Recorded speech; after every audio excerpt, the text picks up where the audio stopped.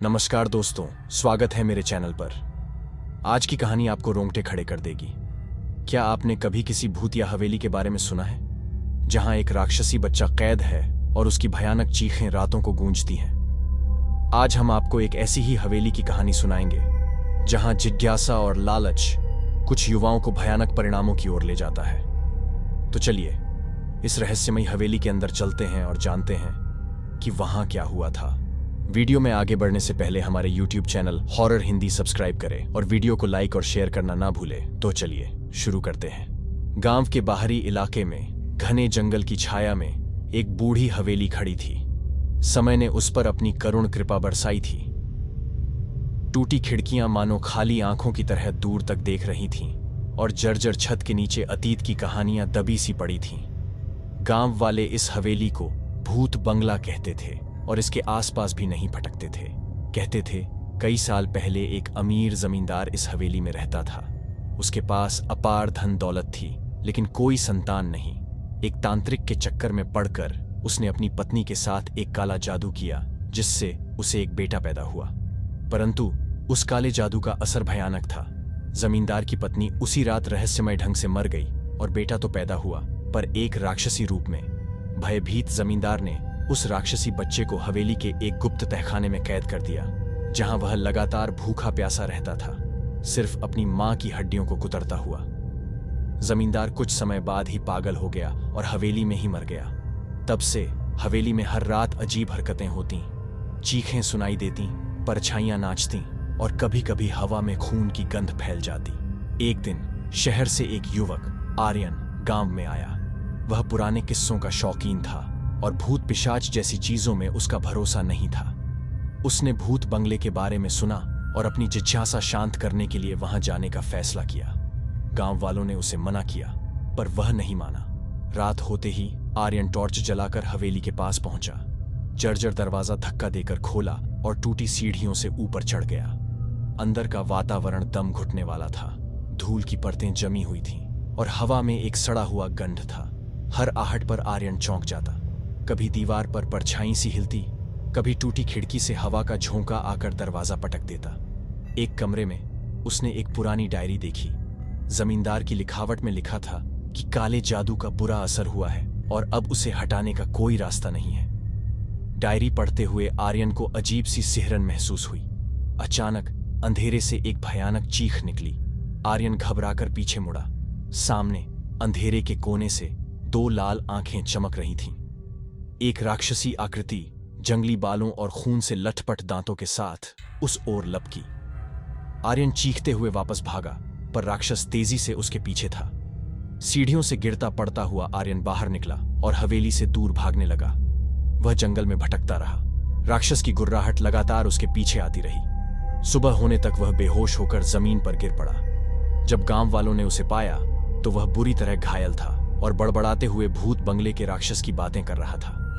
गांव वालों को उस पर तरस आया, लेकिन उन्हें पता था कि हवेली के राक्षस के बारे में बात करना भी मृत्यु को आमंत्रित करना है। आर्यन बच गया, लेकिन उसके दिमाग में भूत बंगले का खौफ हमेशा के लिए जकड़ा हुआ। वह गांव से चला गया, लेकिन हर रात उसे भूत बंगले के राक्षसी बच्चे के खौफनाक चेहरे और खून से लथपथ दांतों के सपने आते। वह शहर लौट गया, परंतु शांति उसे नसीब नहीं हुई। रहस्यमयी बीमारियां उसे जकड़ने लगीं। डॉक्टर भी उसका इलाज नहीं कर पाए। कुछ समय बाद आर्यन को एक अजीब पत्र मिला। पत्र में लिखा था, तुम भाग नहीं सकते, भूत बंगले का अभिशाप तुम्हें मिटा देगा। पत्र में एक नक्शा भी था जो भूत बंगले के तहखाने की ओर इशारा करता था। आर्यन को लगा कि शायद यही उसकी मौत से बचने का रास्ता है। वह फिर से गांव गया, लोगों से दूर रहते हुए। रात होते ही वह भूत बंगले में घुसा। तहखाने का रास्ता ढूंढने में उसे घंटों लग गए। आखिरकार एक डीली ईंट मिली, जिसे हटाकर वह एक संकरे अंधेरे रास्ते में घुसा। तहखाने में हवा इतनी ठंडी और सड़ी हुई थी कि उसकी सांस रुकने लगी। टॉर्च की रोशनी में उसने टूटी जंजीरों और हड्डियों के ढेर देखे। आगे बढ़ते हुए उसे जमींदार की डायरी मिली, जिसमें लिखा था कि काला जादू को तोड़ने का एकमात्र तरीका राक्षस के शरीर से एक खास हड्डी निकालना और उसे पवित्र नदी में विसर्जित करना है। अचानक अंधेरे से एक खौफनाक आवाज गूंजी, तुम यहां क्या कर रहे हो? आर्यन घबराकर पीछे मुड़ा। राक्षसी बच्चा उसके सामने खड़ा था। उसकी आंखें लाल थीं और चेहरे पर भूख का नशा था। आर्यन जानता था कि भागने का कोई फायदा नहीं है। उसने टॉर्च को राक्षस की आंखों में चमकाया और डायरी में पढ़े मंत्र का उच्चारण किया। राक्षस चीख उठा और उस पर झपटा। आर्यन ने हिम्मत जुटाकर राक्षस के हाथ से छूटते हुए हड्डी को पकड़ा और भागा। वह तहखाने से बाहर निकला और हवेली से भाग गया। सुबह होने से पहले ही वह नदी के तट पर पहुंच गया और डरते हुए हड्डी को नदी में फेंक दिया।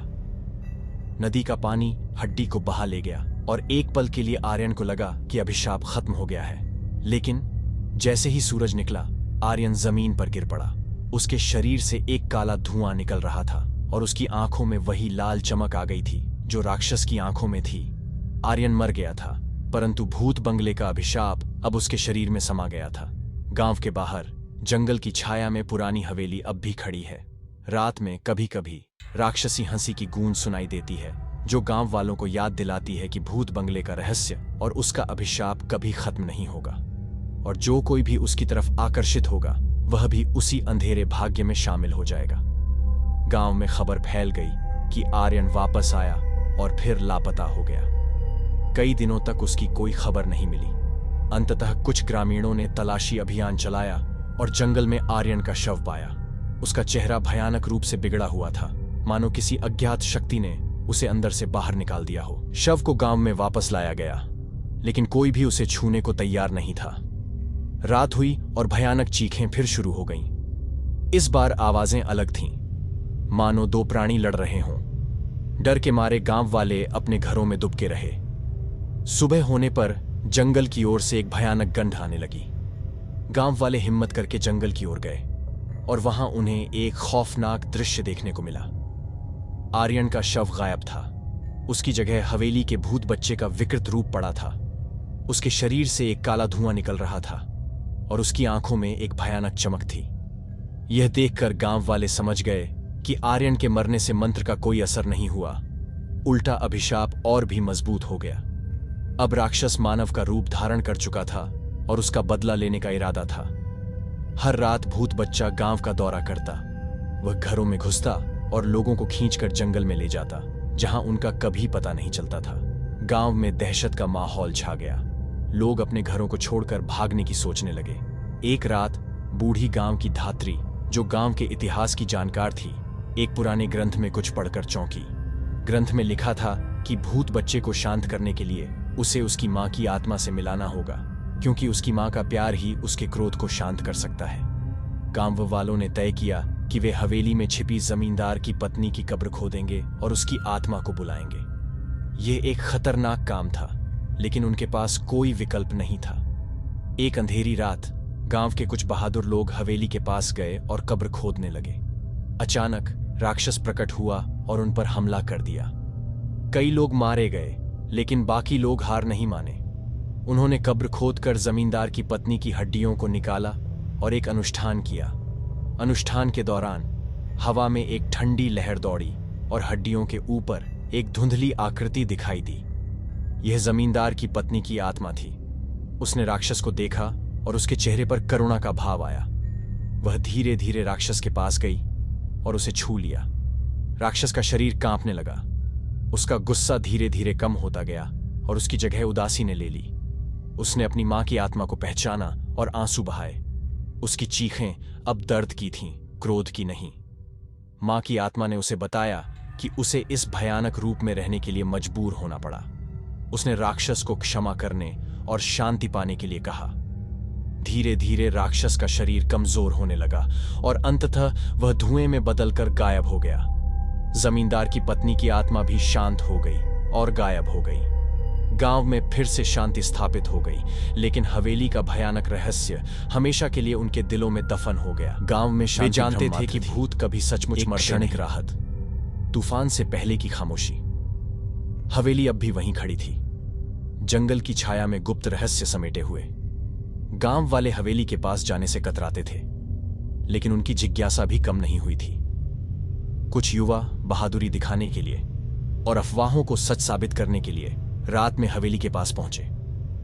हवा ठंडी और सन्नाटे से भरी थी। टूटी खिड़कियों से अंधेरे कमरों की आंखें उन्हें घूरती हुई लग रही थीं।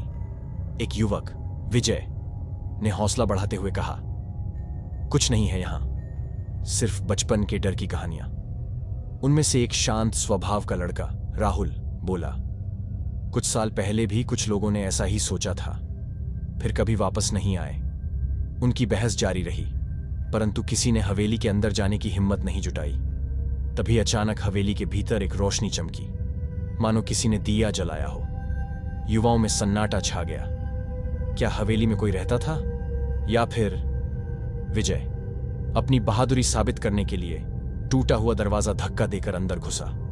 अन्य 4 लड़के हिचकिचाहट के साथ उसके पीछे चले। हवेली के अंदर का वातावरण भयानक था। धूल और सड़ांत की गंध उनकी सांसों को रोक रही थी।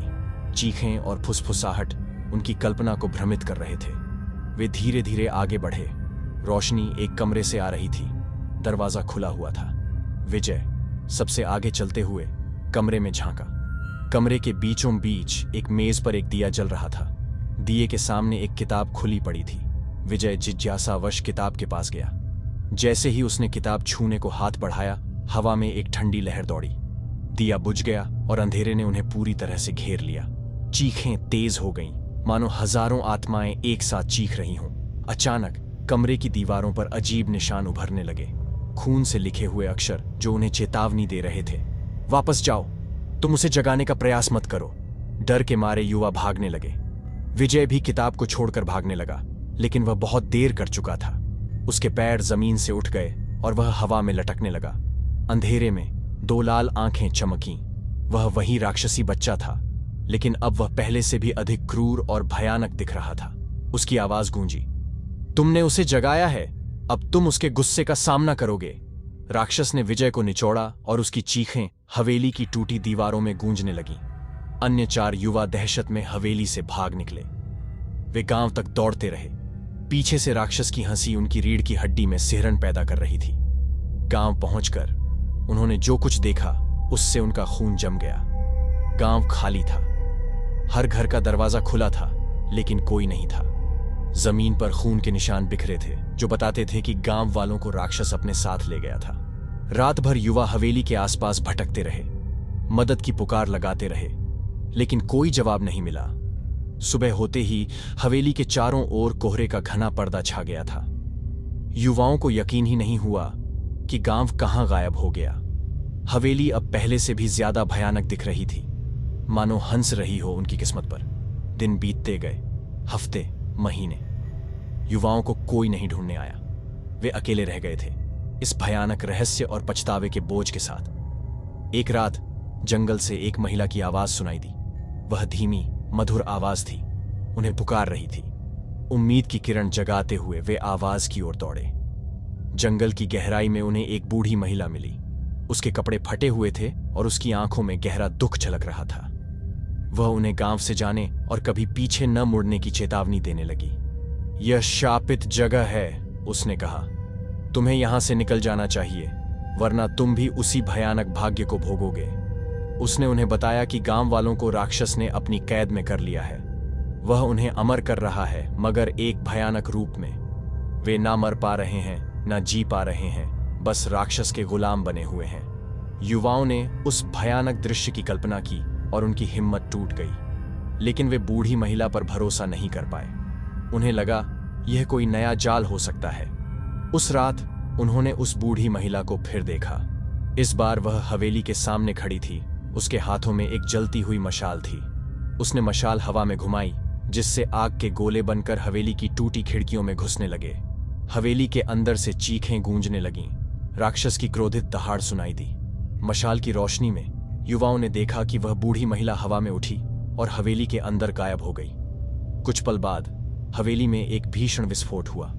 धमाके के साथ हवेली धूल और मिट्टी के ढेर में बदल गई। युवाओं को समझ नहीं आया कि क्या हुआ। वे सुबह होने का इंतजार करते रहे। जब सुबह हुई तो सूरज भी उदास लग रहा था। चारों ओर सिर्फ धूल और सन्नाटा था। हवेली और गांव दोनों ही गायब हो चुके थे।